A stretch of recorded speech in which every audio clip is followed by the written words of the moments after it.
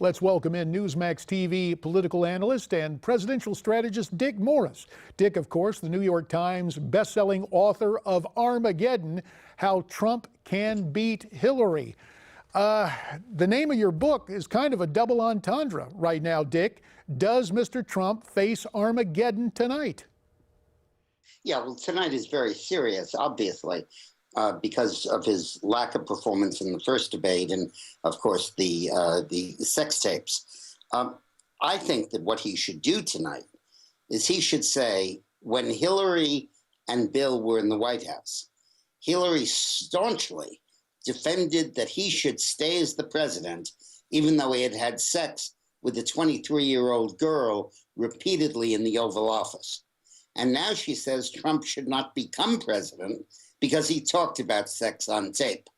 And he should say, if you want to look at that hypocrisy, Mr. and Mrs. Clinton, look in the mirror.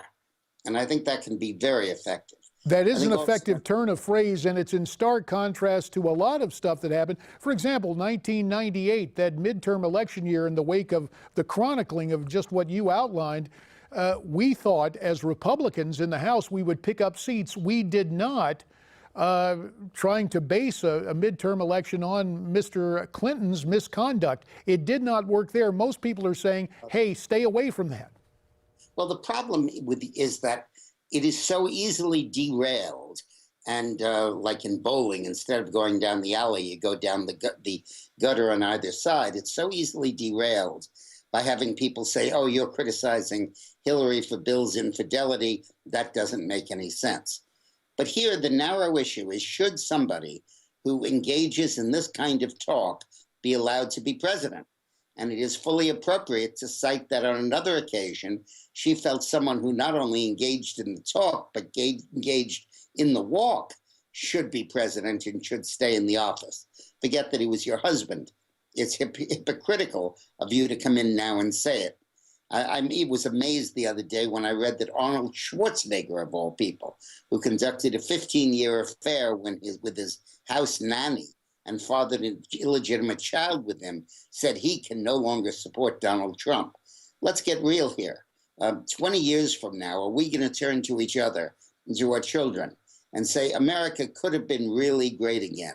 It could have really been the leader of the world like it used to. But it failed because of Obama's and Hillary's policies. But thank God we didn't have a president who cursed. Dick, let me ask you about something, because on the topic of Mr. Clinton and his past actions, we have seen over the weekend Donald Trump appearing with some of those women who accused President Clinton of sexual misconduct, not only while he was president, but in the years prior to that.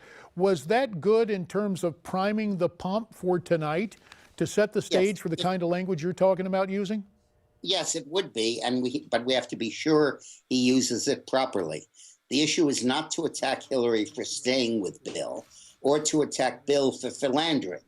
The issue is to say that Hillary supported Bill staying in the White House despite this activity, and cannot now say that activity that is far less should bar Trump from the White House. And I think that's the key distinction he needs to draw. We are seeing that video now supplied by Donald Trump via Facebook. Let me ask you something. You have faced these town hall debates before, and you were advising Mr. Clinton in 1996. Now, those of us on the right have a sneaking suspicion that every time there is a town hall debate, it is absolutely stocked with leftists who are going to ask hostile questions of the Republicans. We understand, quote, Gallup was picking those people tonight. I thought Gallup got out of political sampling.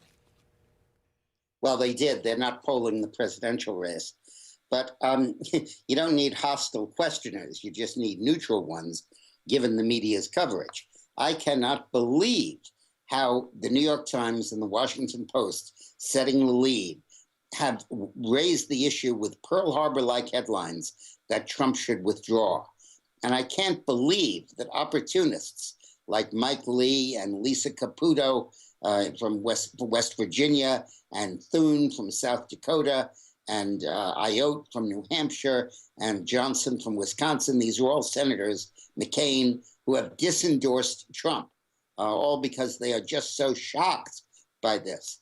My view of this is that it is far less than what went on under President Clinton, with Hillary Clinton's not only approbation, but vigorous, aggressive defense. Now, let me just go back to the town hall format. Dick, you can level with us. Come on, in '96, were you guys able to stack the deck against Dole, getting the right kind of questions you wanted at that town hall debate? Honestly, not that I know of. But the way you can legitimately stack something like that is to feed the information through ads and media coverage that you want preparatory to that question.